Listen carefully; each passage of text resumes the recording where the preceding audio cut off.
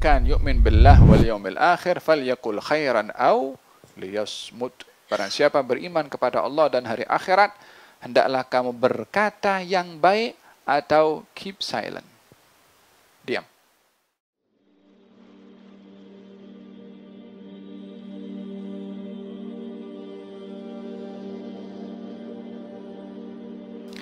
Bagaimanakah mau bersangka baik sedangkan ramai orang yang cuba tipu pada zaman ini?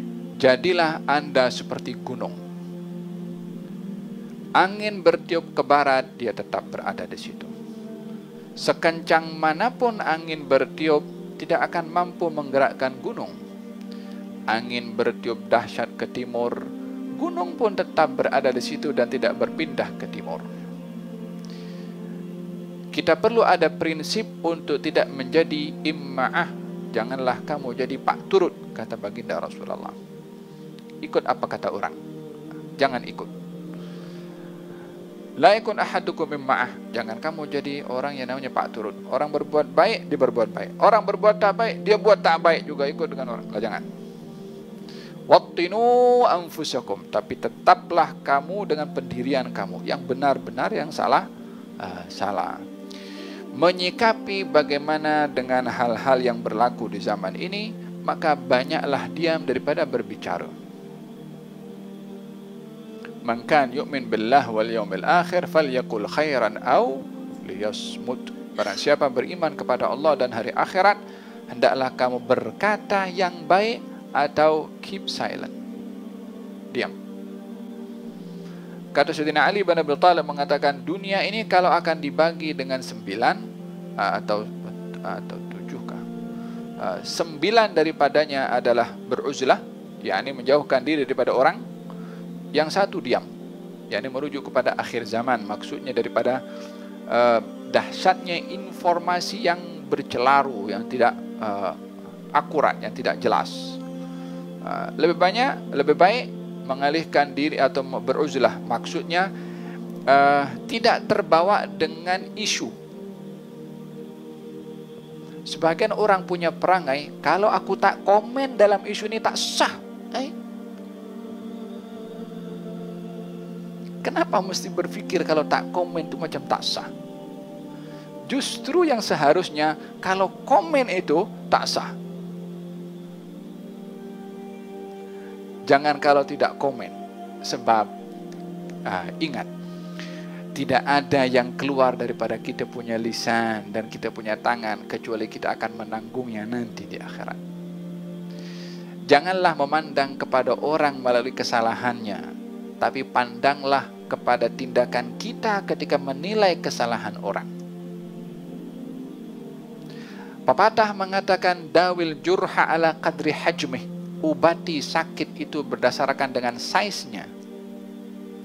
Jangan memberi ubat kepada penyakit luka lebih, nanti boleh menjadikan parah penyakit atau sakit luka itu.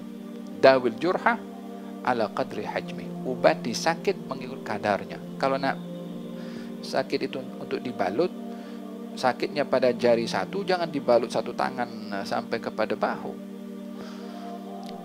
Dawil jurha ala qadri hajmi. Allah menggunakan 3 konsep di dalam kita menyikapi dalam perhubungan, ya. Katanya, wala tastawil hasanatu wala sayyi'ah. Tidak sama perbuatan yang baik dan perbuatan yang tak baik. yakni kita sebagai seorang muslim dan mukmin mesti mempunyai neraca untuk tahu mana yang baik dan mana yang tidak baik. Bukan hentam kromo semuanya baik atau hantam kromo semuanya tak baik. Tak, kita mesti ada neraca, kita mesti tahu tindakan kita itu karena diukur ini tindakan baik atau tak baik. Masalah ini baik atau tak baik. Jangan hentam dulu. Yang kedua, idfa' billati hiya ahsan. Kalau kamu tahu perkara itu tak baik, balaslah dengan yang terbaik. yakni berhadapan dengan tak baik, sikapilah dengan yang baik. Setelah kita membezakan mana baik mana tak baik, yang baik disokong, yang tak baik dibalas dengan yang terbaik. Maksudnya di sini orang berbuat tak baik jangan dibalas dengan yang tak baik, tapi dibalas dengan yang terbaik. Tak boleh settle juga, fa idzal ladzi bainaka wa bainahu adawatun ka'annahu waliyyun hamim. Kalau kamu ada permasalahan, permusuhan dengan yang lain, maka jadilah macam waliyun hamim, kawan rapat. Senyum, jabat tangan, tanya apa kabar.